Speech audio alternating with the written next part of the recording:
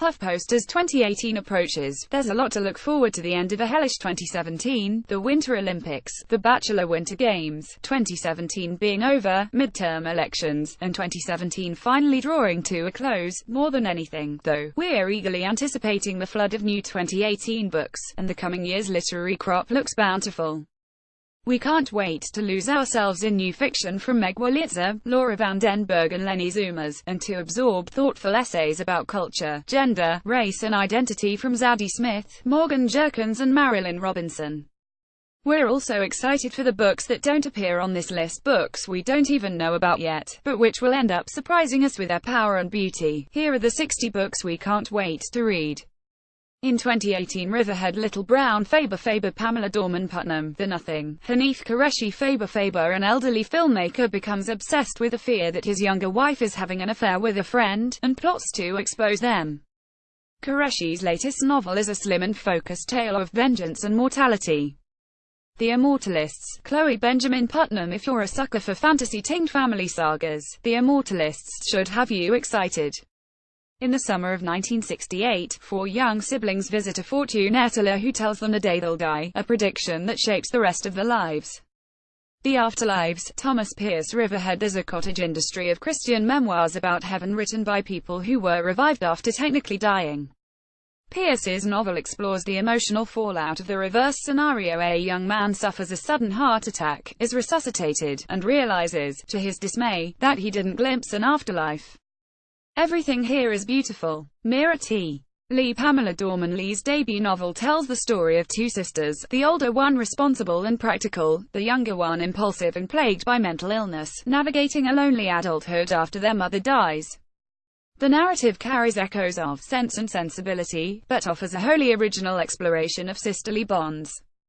Red Clocks. Lenny Zoomas. Little Brown. Set in an America where embryos have been granted personhood rights and abortion has been outlawed, this chilling dystopia follows a handful of women whose lives are tightly circumscribed by these laws. Zoomas's incandescent prose promises to make Red Clocks a particular treat. Bloomsbury. Hogarth. Random House. Harper Brass, X8. Chinetta Liu. Random House. Liu's first novel arrives on a wave of glowing blurbs from some of our favorite writers of the past few years, Celeste Ng, Christina Henriquez, Caitlin Greenidge, and Laura Van Den Berg. In mordant, biting prose, she interweaves the stories of a mother and a daughter living in a fading Connecticut town they both hopelessly long to escape from. The Sky Is Yours. Chandler Klangsmith. Hogarth. Readers who love ambitious literary genre fiction should be on the lookout for Smith's first novel, a vibrantly uncanny dystopia set on an island metropolis, in the shadow of dragons that swoop overhead, where income inequality and mass incarceration have spun out of control.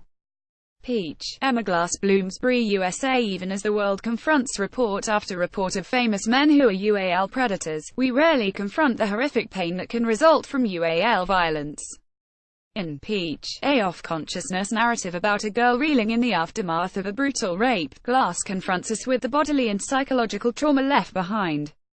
This will be my undoing, living at the intersection of black, female, and feminist in white America. Morgan Jerkins. Harper Perennial. Jerkins's buzzy essay collection revolves around identity, and what it has meant for her to live as a black woman in America. In essays about white cheerleaders, children's books, traveling in Russia, going to therapy and much more, she unpacks her discovery of her own identity, and her struggle with the white, patriarchal American culture that surrounds her. Algonquin Counterpoint. Knopf. Riverhead. Simon Schuster. Penguin Press. Heartberries. Therese Marie Malo. Counterpoint. Heartberries is praised in press copy as a poetic manga. But poetic is an oft-used descriptor of lovely writing, and this book seems to be something more striking than the word signifies: a memoir and a poem, a haunting and dazzlingly written narrative of male Huts growing up on a reservation in the Pacific Northwest. Asymmetry. Lisa Halliday. Simon Schuster. A Whiting Award winner, Asymmetry tells two unexpectedly overlapping stories. First, that of a love affair between a young woman and an aging, famous author, then the story of an Iraqi-American man who is targeted by immigration enforcement as he travels out of the country. The Friend. Sigrid Nunez. Riverhead. In the acclaimed novelist's latest book, two writers share a close, unconventional friendship when one of them dies suddenly. His widow asks the other to take in his Great Dane. As the narrator makes space in her apartment for the huge dog, she also sinks into her own overwhelming grief. Feel free, Zadie Smith, Penguin Press. If you aren't already looking forward to this new book of essays from the irreplaceable Smith, now's the time to get jazzed. If there's anything more absorbing to read than her novels, it might just be her essays, which are reflective, erudite yet inviting, and which always cut to the quick of her chosen subject, An American Marriage. Tayari Jones, Algonquin. In Jones's heart-wrenching new novel, a young and ambitious black couple find their lives derailed when their husband is arrested, convicted and sentenced to 12 years for a crime he didn't commit. An American Marriage poses profound questions about what we owe each other, and what injustices we allow to persist. I am 17 brushes with death. Maggie O'Farrell novel, story of life, told in moments when death was nearest, is the award-winning novelist's latest. O'Farrell's memoir is told in highly charged vignettes, distinct memories of near-death experiences.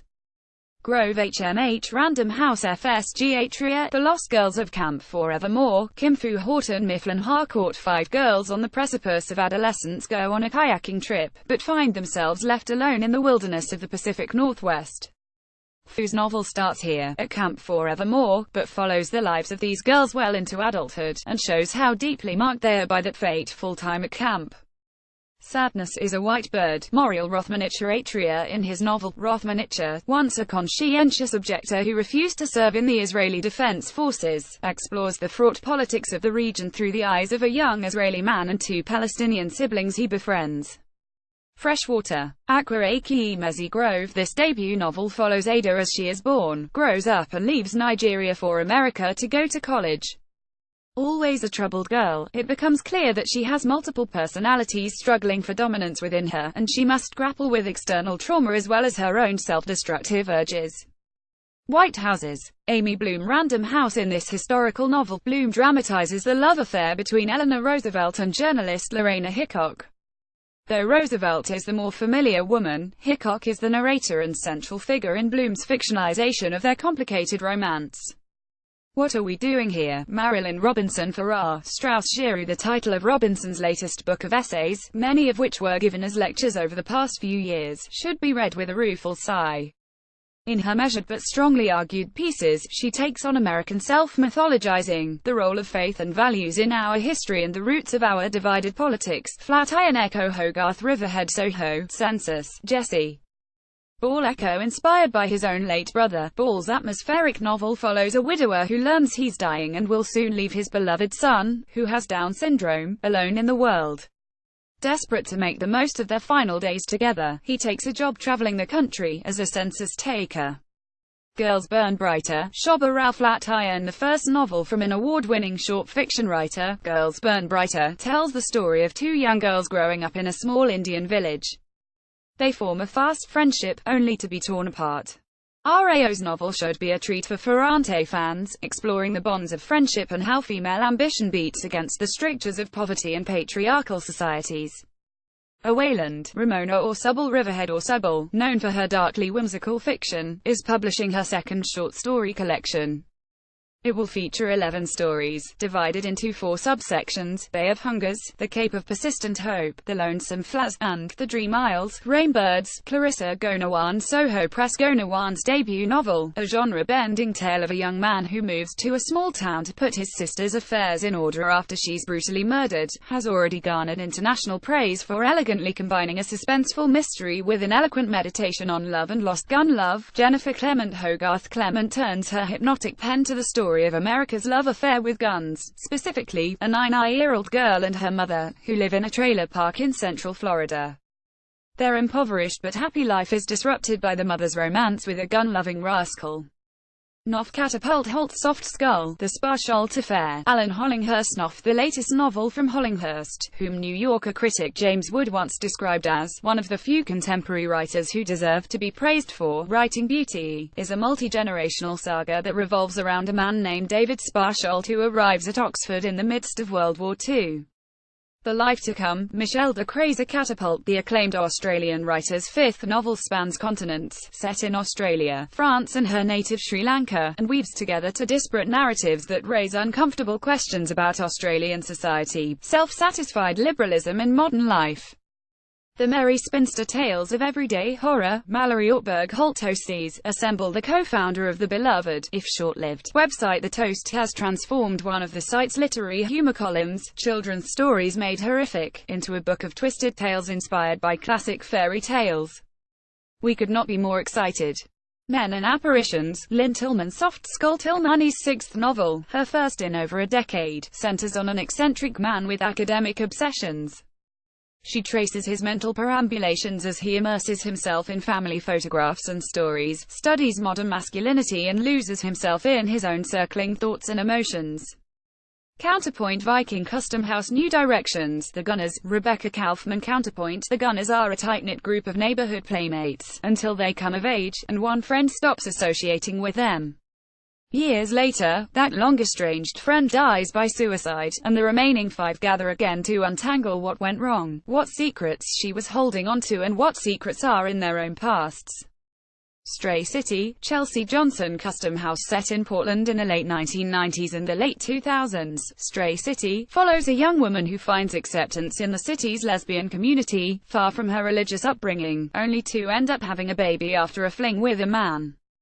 Johnson's debut promises to be an engaging, immersive saga of family, chosen and otherwise. The Italian teacher, Tom Rachman Viking, the author of The Imperfectionists, and The Rise and Fall of Great Powers, returns with a timely novel about a great artist whose failings as a father and a husband shape his family's lives, especially that of his son, also an artist, who lives in his father's shadow. The Chandelier. Clarice Lispector, translated by Benjamin Moser and Magdalena Edwards. New Directions. Lispector, a Brazilian writer, died in 1977, but she's enraptured a burgeoning American audience in recent years. A brilliantly artful novel of the interior life of a female sculptor, The Chandelier, will be released in English for the first time in March. Riverhead. Little Brown Off, The Female Persuasion. Meg Wolitzer Riverhead, the author of The Interestings, once again takes on the optimistic pangs of new adulthood and female ambition in a novel about a college freshman who is shocked and thrilled to be taken under the wing of a feminist leader. The Recovering Intoxication and Its Aftermath. Leslie Jameson. Little Brown Jameson rocketed to fame with, of all things, the publication of an essay collection, The Empathy Exams. Her much-anticipated new book is a hefty-length non-fiction work, a memoir and cultural history of addiction and recovery.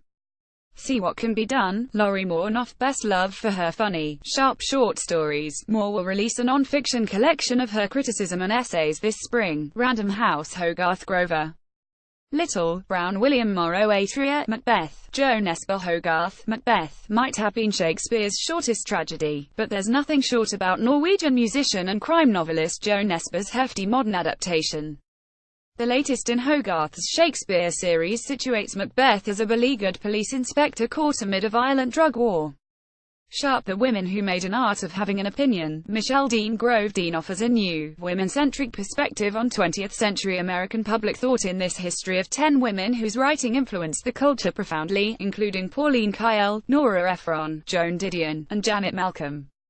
And now we have everything on motherhood before I was ready, by Megan O'Connell. Little Brown mothers and non-mothers alike have been raving about O'Connell's book, which grew from her experience keeping an accidental pregnancy in her early 20s and navigating the rigid expectations and bewildering challenges of motherhood. Heads of the Colored People. Nafisa Thompson Spires Atria, a debut collection of interrelated stories. Heads of the Colored People explores the lives of black, especially middle-class, people, with biting, vivid prose. Thompson Spires plumbs the depths of black trauma, but also works in a comic mode, satirizing the way Americans think and talk about race, gender, class and more. You All Grow Up and Leave Me. Piper Vice. William Morrow. The true crime memoir genre is thriving, and Vice's offering looks particularly intriguing. She was 14 years old when her tennis coach, Gary Wilensky, tried to kidnap a young student, failed and then took his own life. In this book, Vice looks back on her own youthful time with Wilensky, and re-examines the case itself. You Think It, I'll Say It. Curtis Sittenfeld. Random House. Sittenfeld, best known for her novels, which include Prep and Eligible, will publish her debut short fiction collection, 10 stories that promise to make good use of her wit and ability to draw deeply relatable characters interacting in deeply human ways. Grey Wolf, Henry Holt, Hogarth, Harper Perennial, Riverhead Echo, A Lucky Man, Jamel Brinkley. Grey Wolf, Brinkley's debut collection, which explores young black men and boys coming of age and finding their places in the world, arrives loaded up with glowing blurbs from literary stars like Daniel Alarcon, Charles Baxter, Garth Greenwell, Paul Yoon and Layla Lalami. The Pisces, Melissa Broder. Hogarth Broder is best known for her Twitter account and the essay collection that sprang from it, So Sad Today. The Pisces, her first novel, blends the fantastical with the autorelatable in the story of Lucy, a heartbroken, anxiety-ridden Ph.D. student who falls in love with a merman. Not That Bad. Dispatches from Rape Culture, edited by Roxane Gay. Harper Perennial. The only unfortunate thing about this new collection on rape culture, edited by Roxane Gay and featuring work from Gabrielle Union, Ali Sheedy, LYZ Lens, and more, is that it's not out until May. We've never needed a book like this more than we do at this cultural moment. Motherhood. Sheila Heti. Henry Holt, the author of the acclaimed novel From Life, How Should a Person Be? Hetty turns her attention away from the 20-something indulgences of friendship, casual, and single-minded artistry to the 30-something anxiety of whether, and when, to have kids. That kind of mother. Rumana Lameko. A white woman adopts a black infant after his mother, her own son's beloved nanny, dies in childbirth. From this heartbreaking premise, Alam plumped still more heartbreaking questions about the power and limitations of maternal love, and the implacable persistence of racial divides. The ensemble, Arja Gable Riverhead Ace String Quartet, and the four young friends that form it, pursue musical success and personal happiness in a coming-of-age novel about four people coming to grips with themselves, the lives they want and their relationships with each other. Harper Perennial. Tin House, Riverhead, Little Brown, Florida. Lauren Groff. Riverhead, Florida is a state a lot of people have strong feelings about, including, as it turns out, the author of Fates and Furies. Her next book, a short story collection, centers on the state she calls home. Sick, A Life of Lyme, Love, Illness, and Addiction. Parochista Kakpur. Harper Perennial. Kakpur, a novelist and writer, suffered from a mysterious chronic illness for years before she got a diagnosis. Her memoir explores the exhausting, hope-sapping experience of navigating the healthcare system and searching for answers in the face of unremitting suffering. Who is Vera Kelly? Rosalie Necht. Tin House, a classic spy novel with a modern, why-realized heroine, Who is Vera Kelly, follows the titular heroine from her turbulent youth to her time as a spy in Argentina during the Cold War. What We Were Promised. Lucy Tan Little Brown. A wealthy Chinese couple, both American-educated professionals, and their housekeeper struggle with their veiled dissatisfactions and existential crises in Tan's debut novel. Coffee House FSG Pegasus, The Third Hotel, Laura van den Berg Farrar, Strauss and Giroux. In this dreamlike novel, a woman travels to Havana for a film festival. The trip was planned by her recently deceased husband, but when she arrives, she finds him there, not looking very dead. The reality-defying narrative explores inescapably real questions about the human condition.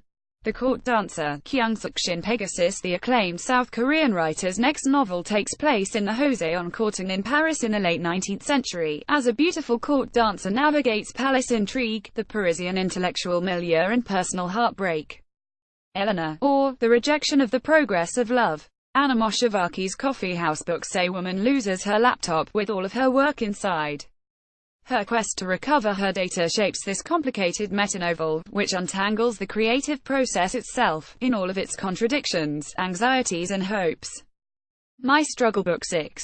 Karlova Knausgaard, translated by Don Bartlett. Archipelago. If you're a Knausgaard fan, mark your calendar. His next installment of the autobiographical series that vaulted him to international fame will arrive on American shores in September.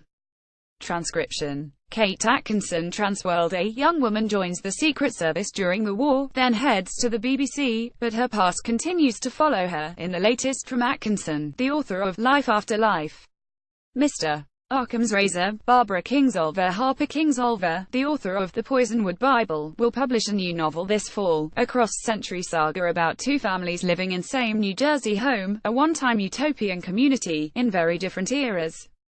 Drifts. Kate Zambrano. Harper Perennial. In an early 2017 interview, Zambrano, the author of Green Girl, said that her upcoming novel deals a lot with friendships I have with other women writers, and About our conversations. All you can ever know. Nicole Chung Catapult. The Catapult web editor and Toast Alum has written, hauntingly, about her adoption and growing up in a white family before. Her long-awaited memoir promises to explore the subject more, why her relationship with her adoptive family, her reconnection with her birth family, beginning her own family, and how she's worked to find a sense of belonging. The best fiction books of 2017 YA New Yorker short story about bad sex went viral. A feminist dystopia for the Me Too moment. Download Claire Fallon Books. Culture writer, HuffPost.